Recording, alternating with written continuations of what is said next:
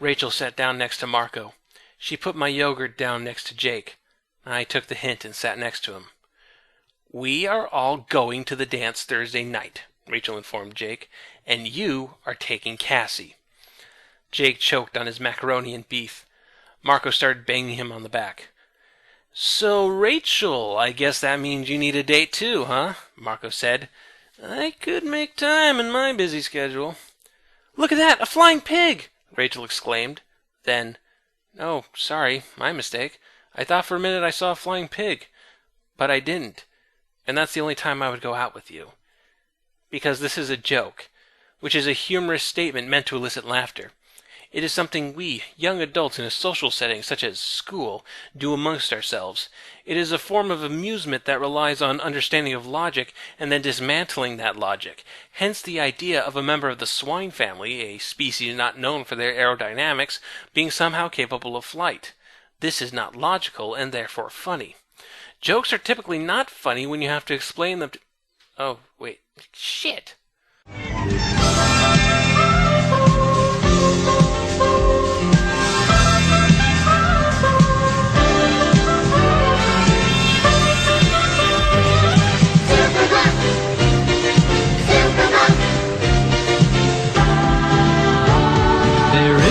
That we all know, it's called Superbook. It shows us all the places that we want to go and look. Superbook, Superbook.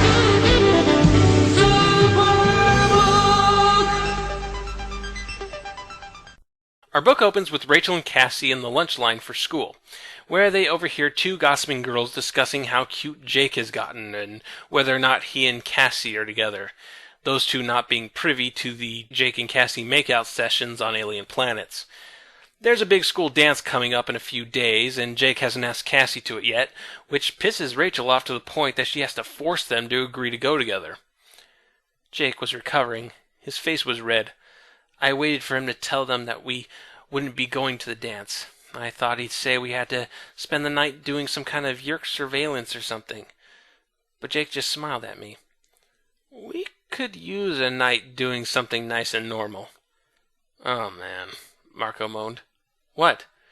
"Every time we try to do something nice and normal, it ends up turning out nasty and weird," he said. "Every single time." Today's ghostwriter is Melinda Metz, who is easily the most well-known and prolific person to ghostwrite an Animorphs book, as she is the author of the popular Roswell High series, another series about teenagers dealing with secret aliens. Roswell High was 5 books in when this book was released, and only a few months after this publication, a television series based on the books premiered on the WB, which turned out a lot better than Animorphs' attempt at it. Melinda Metz is just a very natural fit for this series. So yes, the Animorphs go to the school dance, including Ax and Tobias. And my criticisms of the school dance stuff in the Annie-TV series finale also apply here. It shouldn't be this easy for non-students to get into the dance. It's surprising that nobody recognizes Tobias, even though he's probably been on an episode of Unsolved Mysteries by now. And it's dumb to bring an alien to an enclosed social gathering being supervised by Chapman. Not to mention you have no idea who else in attendance is a controller. As if to prove my point, Ax starts to act erratically, slurring his words a bit more than usual before he begins to demorph right there in the middle of the dance floor. Look, Ax, I know the Macarena is annoying as fuck, but morphing to escape it is just inappropriate. The Animorphs have no idea what Ax is doing, and to make matters worse, as they try to get him out of the building, one of the teachers, Mr. Tidwell, spots him and claims to recognize him, which is of course impossible since Ax isn't a student. Tidwell leads Tobias out of the gym, and the rest of the Animorphs follow, and while they struggle to hide Ax's sporadic demorphing, eventually he morphs his tail and knocks Tidwell on his ass. Without saying a word, Tidwell grabs Cassie by the arm and pulls her aside, telling her that she knows who all of them are. Thankfully, it turns out he's one of the good guys. Mr. Tidwell and his Yeerk, Ilum, are both members of something called the Yeerk Peace Movement, a secret group founded by Aftran, the Yeerk Cassie met back in number 19, The Departure. As she promised at the end of that book, Aftran hasn't taken a new host since releasing Karen, but this has brought attention to herself, and now she's being held for interrogation by Visor 3. It's only a matter of time before they extract information, not just on the Peace Movement, but on the Animorphs, so everyone's at risk. This marks a first for Animorphs, the first sequel story. Of course, Animorphs has always had a forward-moving continuity and frequent references to books past, but this is the first time that one story is a direct follow-up to the actions of a previous story. The David trilogy not really counting, that was one story spread between 3 books. While something like number 18, The Decision, is rife with fun continuity, you could still tell that same story without those references, whereas number 29, The Sickness, could only work with the foundation of number 19, The Departure. As we enter the second half of the series, we finally begin to see the ripples the Animorphs are making in their world. And like ripples, they're spreading out and getting bigger than their point of origin. There is no longer any status quo.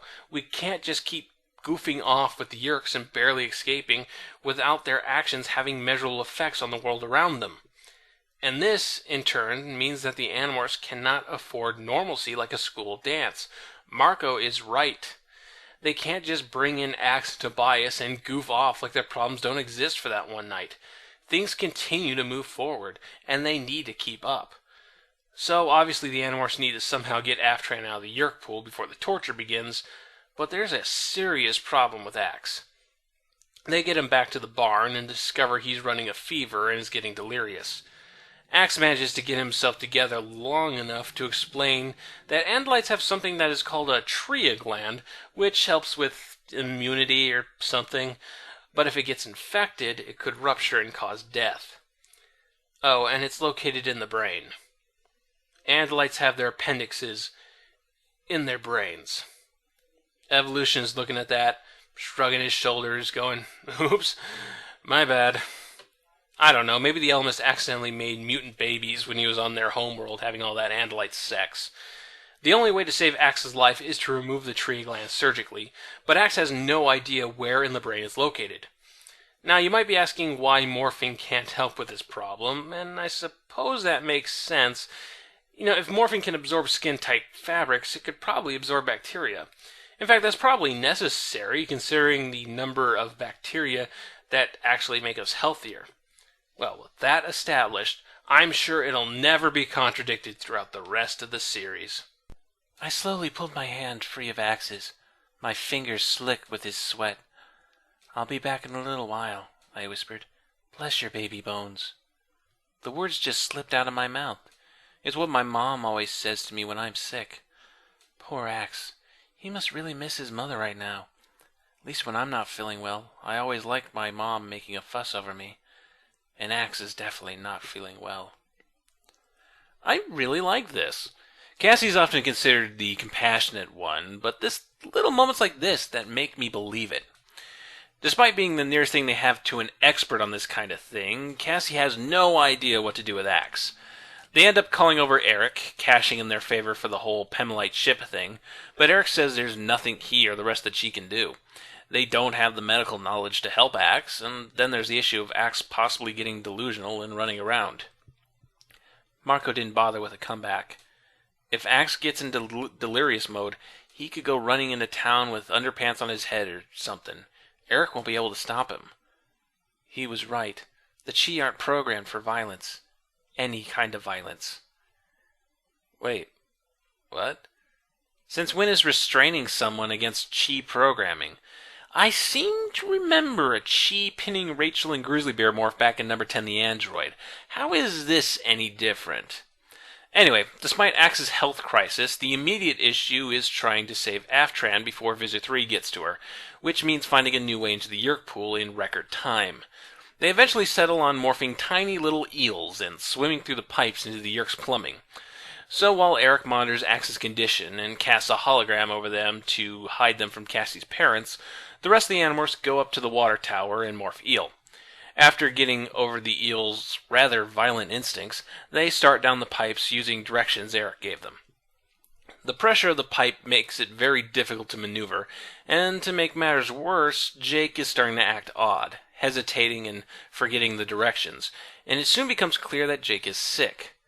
This was actually built up to. We got descriptions of Jake taking long pauses and wiping sweat off his face.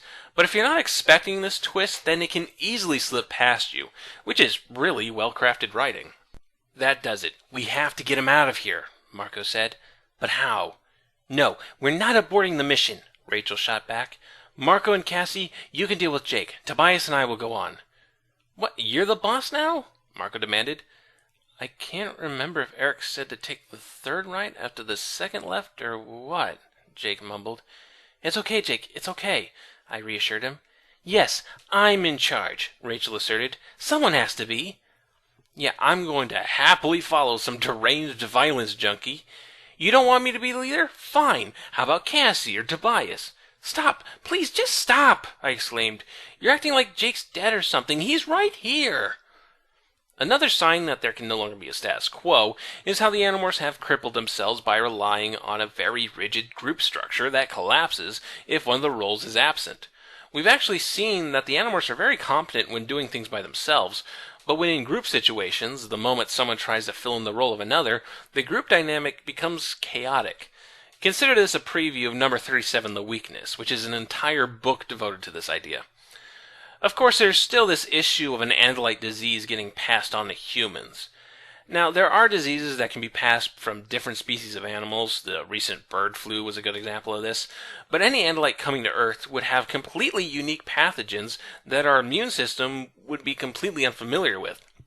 If by chance an Andalite had something that could be passed down to humans, it would be seriously bad news, the kind of pandemic that results in the hand of God using a nuclear weapon to blow up Las Vegas. The Animorphs versus Randall flag. Now that would have been something. As it stands, all the disease does to the Animorphs is give them flu-like symptoms that they get over in a couple of days. It's going to make Axe's head explode, but it just gives the humans a fever. I know one infection that's playing favorites. The Animorphs manage to get out of the pipes and drag Jake back to his house. They decide they need to give it another shot tomorrow afternoon, with or without Jake. Cassie has a freaky dream about performing surgery on Axe with then ER hunk Noah Weil, and the person editing out the 90s cultural references from the reprints just throws his hands up and quits. Cassie goes to school the next morning and finds Rachel has stayed home sick and Marco isn't feeling too hot himself.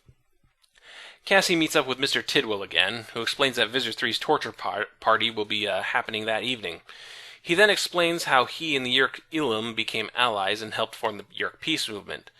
Mr. Tidwell's wife had died a few years prior, and getting infected by Ilum brought him to a state of constant torment that resulted in Ilum being sorry for him and releasing some of his control. This ray of hope gave Tidwell the courage to fight the Yeerk invasion and help form the Peace Movement. One thing to consider is that it's only been 30 years since the Yeerks left their homeworld and began to spread out across the galaxy. It says something of the fast development of the species that they are able to develop a full ideology that goes against their biological instincts and militaristic dogma. The human race found slavery socially acceptable for the majority of its existence. Wars have been waged for the pettiest of reasons, and colonialism is still kind of a nostalgic thing.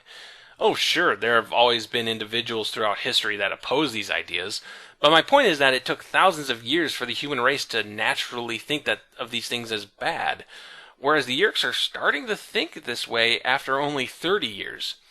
Who needs the Iskroot to show them the way? I mean, by the time the Yeerks reach that part of space, there'll already be enlightened space Buddha slugs.